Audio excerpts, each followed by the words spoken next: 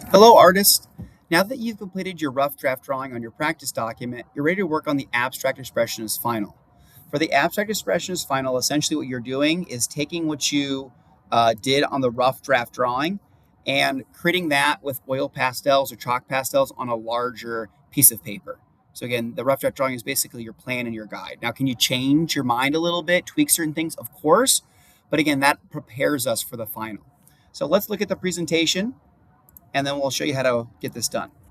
All right, so for the rough draft drawing, it was your job to use colors, lines, and shapes to represent emotions and choose one of the different abstract expressionist artists like Franz Klein, Mark Rothko, Vasily Kandinsky, or Joseph Albers to use similar characteristics to invoke your own emotions. So you're going to be referencing your rough draft drawing that you already did and then redoing that on a larger piece of paper with higher craftsmanship and creativity using oil pastels and or chalk pastels.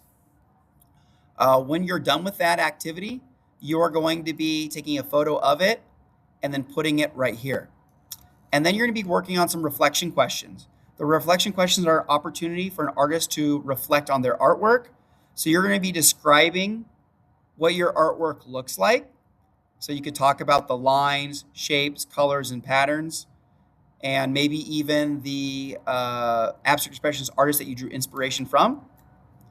Then you're going to zoom in on how you showed emotion, articulating what color represents what emotion, how the lines, shapes, or patterns can represent that, as well as how they're organized on the page.